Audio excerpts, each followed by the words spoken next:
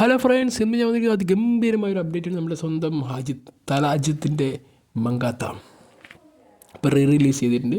അതിൻ്റെ ഒരു ഓളം ഇപ്പോൾ തിയേറ്ററിലെല്ലാം കാണുന്നുണ്ട്. കാരണം മങ്കാത്ത എല്ലാ റെക്കോർഡുകളും തകർത്തെറിഞ്ഞുകൊണ്ട് ഇപ്പോൾ അതിൻ്റെ ജൈത്രയാത്ര നടന്നുകൊണ്ടിരിക്കുകയാണ്. കാരണം ഗില്ലി ഇറങ്ങിയ അതിൻ്റെ ഒരു റെക്കോർഡ് പോലും എടുത്ത് തൂക്കി എറിഞ്ഞെന്നൊക്കെ പറയില്ലേ, ആ രീതിയിലേക്ക് നമ്മുടെ തലയുടെ മങ്കാത്ത ഇപ്പോൾ റിലീസ് ചെയ്തതിൻ്റെ ഒരു എന്താ പറയുക, ആ ഒരു ആവേശം, പ്രേക്ഷകരുടെ ഒരു ഫാൻസിൻ്റെയൊക്കെ ആവേശം കാണണമെങ്കിൽ ഇപ്പോൾ തിയേറ്ററിൽ പോയി കാണണം. കാരണം പൊങ്കലിൽ കാര്യപ്പെട്ട സിനിമകളൊക്കെ വരാൻ പറഞ്ഞു, വന്നില്ല, അതങ്ങനെ ആ വഴിക്ക് പോയി. പക്ഷേ അതിൻ്റെ ഇടയിൽ കൂടി നമ്മുടെ മങ്കാത്തയും തെറിയും കൂടി റിലീസ് ചെയ്ത് പറഞ്ഞു. പക്ഷേ തെറിൻ്റെ ചെറിയ എന്തോ പ്രശ്നം. പക്ഷേ മങ്കാത്ത റിലീസായത് എൻ്റെ മക്കളെ, ഞാൻ പോയി തിയേറ്ററിൽ കാണാൻ പോയി. കാരണം നമ്മൾ ഒരു വെങ്കിട്ട് പ്രഭുവിൻ്റെ ഫാനൊന്നും അല്ലെങ്കിൽ പോലും ആ മങ്കാത്തിൽ എനിക്ക് വിനായക് മഹത്തി പറഞ്ഞൊരു ക്യാരക്ടർ ഭയങ്കര ഇഷ്ടമായി. കാരണം അതിൽ അജിത്തിനെ പ്ലേസ് ചെയ്യുന്ന രീതി ഭയങ്കര രസമായിട്ട് പ്ലേസ് ചെയ്തു. കാരണം ഒരു കോപ്പാണെങ്കിൽ പോലും ആൾ അടിപൊളിയായിട്ടാണ് ഇതിന് ചെയ്തിരിക്കുന്നത്. കാരണം തൃഷയും അതിൻ്റെയൊക്കെ ഒരു കോമ്പിനേഷൻ സീനൊക്കെ നല്ല രസമാണ്. കാരണം തൃഷയും അജിത്തിൻ്റെ ഒരു കോമ്പിനേഷൻ പറഞ്ഞാൽ ഒരു പ്രത്യേക വൈബാണ്. കാരണം ഈ അടുത്ത കാലത്ത് ഇറങ്ങിയിട്ടുള്ള സിനിമ പോലും നല്ല രസം, ഗുഡ് ബാഡ് ആഗിൾ പോലും എനിക്ക് പേഴ്സണലി ഭയങ്കര ഇഷ്ടമാണ്.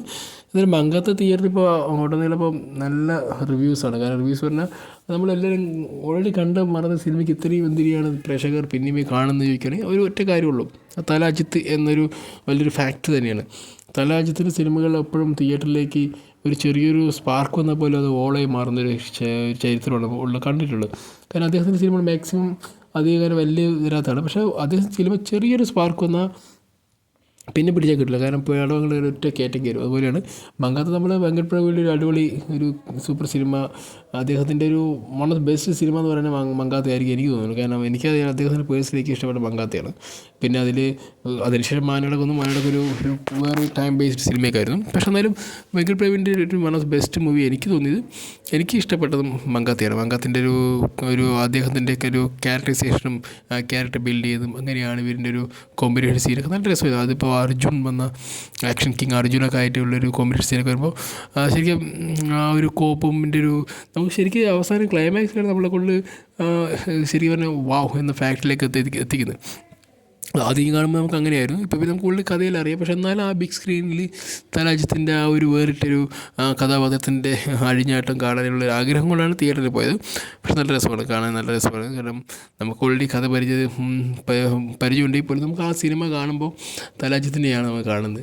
പക്ഷേ ഭയങ്കര രസമാണ്. 2011 ഇറങ്ങി വരുമ്പോൾ തന്നെ ഒരു ആക്ഷൻ ക്രൈം മൂവീസ് വരുമ്പോൾ നല്ല രസമാണ്. കാരണം ഒരു വേറിട്ട കൺവേഷൻ, വേറിട്ടൊരു നമ്മുടെ ഇതിലേക്ക് വിഷ്വലൈസേഷൻ ചെയ്യുക. പിന്നെ നമ്മുടെ യുവൻ ശങ്കർ രാജയുടെ മ്യൂസിക്, ശരിക്കും ഒരു മ്യൂസിക്കിന് എത്രമാത്രം പ്രാധാന്യമുണ്ടെന്ന് ഈ സിനിമയിൽ കണ്ട് യുവൻ ശങ്കർ രാജ പറഞ്ഞ വ്യക്തി ആരാണെന്ന് നമുക്ക് ശരിക്കും മനസ്സിലാക്കാൻ പറ്റും.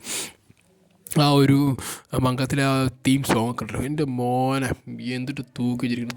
കാരണം അത് അന്ന് 2011 ഇറങ്ങുമ്പോൾ ഇത്രയും ഒരു സൗണ്ടിന് ഇത്രയും പ്രാധാന്യം ഉണ്ടായിരുന്നില്ല. സൗണ്ട് പറഞ്ഞാൽ നമ്മുടെ തിയേറ്ററിലൊക്കെ ആദ്യം ഡോൾബി മാത്രമേ ഉള്ളൂ, വേറെ ഒന്നും ഉണ്ടായിരുന്നില്ല. പക്ഷേ ഇപ്പോൾ ഡോൾബി അല്ല, ഇപ്പോൾ അറ്റ്മോസ് ഒക്കെ വന്നതിന് ശേഷം എന്താ ഈ സൗണ്ടിൻ്റെ ഒക്കെ ഒരു ക്ലാരിറ്റി എന്ന് പറയുന്നത് അതൊരു പഴയ മ്യൂസിക് സിസ്റ്റമൊക്കെ ഇതിലേക്ക് കൊണ്ടുവന്ന് അവന്മാരതിനെ മാറ്റിയെടുത്തുമ്പോൾ അതിൻ്റെ സൗണ്ടിൽ എന്തെങ്കിലും വേരിയേഷൻസ് മാറ്റി, ആ വേരിയേഷൻസ് ഇപ്പോൾ നമുക്ക് ഒന്നുകൂടി ആ പടത്തെ ഒരു എലിവേറ്റ് ചെയ്യുന്ന രീതിയിലേക്ക് സിനിമ പോകുന്നുണ്ട്. കാരണം അന്ന് നമുക്ക് അത്രയും സൗണ്ട് സിസ്റ്റം ഉള്ളൂ, പക്ഷേ എന്നാലും മ്യൂസിക് സൂപ്പറായിരുന്നു. പക്ഷേ അന്ന് അത്രയും ക്ലാരിറ്റിയോട് നമുക്ക് കേൾക്കാനുള്ള തിയേറ്ററുകളോ അല്ലെങ്കിൽ ആ ഒരു സൗണ്ടിൻ്റെ ഒരു പ്രാധാന്യത്തിന് ഒത്ത ഒരു തിയേറ്റർ ഒന്നും ഉണ്ടായിരുന്നില്ല. എന്നുവെച്ചാൽ ഉള്ളതാകെ ഡോൾബി മാത്രമേ ഉള്ളൂ. ഇപ്പോഴേക്കല്ലേ ആൽമോസ്റ്റും അതിൻ്റെ ഏറ്റവും എക്സ്ട്രീം വേർഷനുകളൊക്കെ കിട്ടിയത്. പക്ഷേ സിനിമ കാണാൻ ആ ഒരു അത്രയും മികച്ചൊരു വിഷ്വലൈസേഷനും മികച്ചൊരു സ്ക്രീനിങ് എല്ലാം കൂടി ആയപ്പോൾ പടം കിടക്കും. എന്തായാലും നല്ല രസമുണ്ട് കാണാൻ. നിങ്ങളും ഇത്രയും നല്ലൊരു അനുഭവം എന്ന് വെച്ചാൽ ഈ സിനിമാറ്റിക് എക്സ്പീരിയൻസ് മങ്കാത്തയുടെ കാണണമെങ്കിൽ നിങ്ങൾ നല്ലൊരു തിയേറ്ററിൽ ഇതിലെവിടെയോ റിലീസ് ചെയ്ത് കാണും. കാരണം എൻ്റെ ഒരു അഭിപ്രായത്തിൽ നമ്മൾ അന്ന് മിസ് ചെയ്തിട്ട് കുറേ ഫാക്ടേഴ്സ് ഉണ്ട്. അതിലെടുത്ത് വരേണ്ട ഒരു സൗണ്ട് സിസ്റ്റം തന്നെയാണ്. അതൊക്കെ ഇപ്പോൾ സൗണ്ട് സിസ്റ്റമായിട്ട് നല്ലൊരു ക്ലാരിറ്റിയുള്ള സ്ക്രീനൊക്കെ ഇപ്പോൾ നല്ല അവൈലബിളാണ്. അപ്പോൾ ഏത് തിയേറ്ററിൽ പോയാലും ഇപ്പോൾ നല്ലൊരു സൗണ്ട് സിസ്റ്റം, നല്ല ക്ലാരിറ്റിയുള്ള സീനും തിയേറ്ററിൻ്റെ എക്സ്പീരിയൻസ് നമുക്ക് പെട്ടെന്ന് അനുഭവിക്കാൻ പറ്റും. അങ്ങനെ ഒരു സംഭവം ഇപ്പോൾ ഉള്ളതുകൊണ്ട് ഈ ഒരു സിനിമയ്ക്ക് ഒരു പുതുമ എന്ന് പറയുന്നത് വളരെ വലുതാണ്. അപ്പോൾ നിങ്ങളതിൽ എത്രയും പെട്ടെന്ന് ഈ സിനിമ കണ്ടില്ലെങ്കിൽ നമുക്കൊരു എക്സ്പീരിയൻസ് നമ്മൾ ഓൾറെഡി അറിയാവുന്നതാണ്. പക്ഷേ എന്നിരുന്നാലും ഈ ഒരു പുതിയ കാലഘട്ടത്തിൽ പുതിയ ടെക്നോളജിയിൽ എങ്ങനെയാണ് ഈ സിനിമയിലൊരു ഫ്രഷ്നെസ് നമുക്ക് ഫീൽ ചെയ്യാൻ പറ്റുന്നത് നമുക്ക് വളരെ പെട്ടെന്ന് മനസ്സിലാക്കാൻ പറ്റും.